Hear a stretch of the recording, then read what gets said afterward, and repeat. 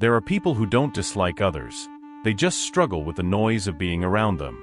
The chatter, the laughter, the invisible pressure to perform. You'll find them making gentle excuses before a party, hesitating before replying yes, standing in front of a mirror wondering why something so simple feels so draining. They're not cold, arrogant, or antisocial. They simply experience life on a deeper frequency. Their distance isn't rejection, it's protection. It's a quiet balancing act between wanting to connect and needing to breathe. For some, socializing doesn't refill their energy, it empties it. Every conversation feels like another tab open in their mind. Every smile, another small performance. They aren't indifferent, they're highly attuned. They notice tone shifts, unspoken tension, subtle discomforts. Their awareness runs deep, and that depth can be exhausting. Social withdrawal isn't always fear. Sometimes it's emotional fatigue disguised as calm. Introversion isn't a lack of social desire, it's the desire for meaning. People who step back from crowds aren't avoiding connection, they're avoiding superficiality. Their nervous systems crave sincerity, not spectacle. When they say, "I'd rather stay in," it's not laziness, it's self-preservation. Quiet is where they return to themselves. Human beings have ancient wiring. When we enter a group, our bodies subconsciously scan for safety. Do I belong here? Am I being judged? For sensitive minds, that scanning never stops. It's no wonder they prefer solitude. Peace feels safer than performance. And yet, these same people often crave connection the most. They long for conversations that matter, for laughter that feels real, for company that doesn't require armor. Their struggle isn't loneliness, it's authenticity. They want closeness without the crowd. If you've ever declined an invitation and later felt a quiet guilt, you've lived this paradox. You scroll through photos, see the smiles, and wonder if you should have gone. But deep down, you know you'd have been counting the minutes until you could leave. That's not belonging. That's survival. Psychologists call it high sensory processing sensitivity. Some people literally absorb more sights, more sounds, more emotion. A crowded room isn't just busy, it's overwhelming. Their withdrawal isn't avoidance, it's intelligence. It's the body whispering, "This space is too loud for my soul." But our world praises extroversion. We glorify the loud, the outgoing, the endlessly social, and quietly shame the ones who seek stillness. They grow up being told to open up, to stop being so quiet. But what if stillness isn't a flaw?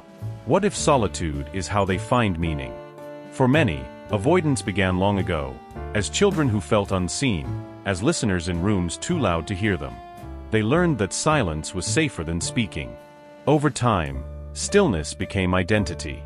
Not fear, just habit. Psychology calls it emotional inhibition, holding back expression to stay safe. And yet, within that quiet lives a vast inner world, creativity, empathy, and reflection that can't survive in constant noise. Their silence isn't emptiness. It's fertile ground. But too much solitude can turn that space into a cage, where overthinking and self-doubt grow unchecked. Avoidance is a cycle. Every time you retreat, relief feels good, but it also strengthens the fear. Like closing a window to keep noise out, until the air grows stale. The way out isn't forcing exposure, but changing what socializing means. A small step at a time, 15 minutes at a gathering, a call instead of a crowd. Slowly, the body learns a new story. Connection doesn't equal danger. People who avoid crowds often feel everything. Their heart race, their shallow breath, their tightening chest. That sensitivity, when untrained, turns into self-consciousness. But when grounded, it becomes emotional strength. It's not about dulling awareness, but anchoring it. Ironically, these are often the most emotionally generous souls you'll meet. They love deeply, listen carefully, remember quietly. Their affection isn't loud, it's steady. When they care, they really care. Evolution once needed people like them, the quiet watchers who notice danger before anyone else. Today, that same sensitivity makes them the empaths, the writers, the thinkers. The world may misunderstand their quiet, but their calm carries wisdom. Because social avoidance, when understood, isn't weakness, it's emotional economy. A wise management of energy.